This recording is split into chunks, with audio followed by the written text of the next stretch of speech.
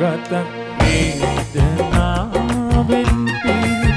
සිතක් සෝ දුකින් බරවි දෙනෙත් අඳ නොවි තිබුණත් ඉනුත් නැහැ සුවේ අනත් විහිරි නැති මුත් අමුත්තක් වෙලා නැහැ කිසි එහෙත් නම් හොඳක් මිහිරක් මෙතෙක් නැහැ සී මෙතෙක් නැහැ ඇසී මෙතෙක් නැහැ ඇසී සුවින් පිරි මගේ හදවත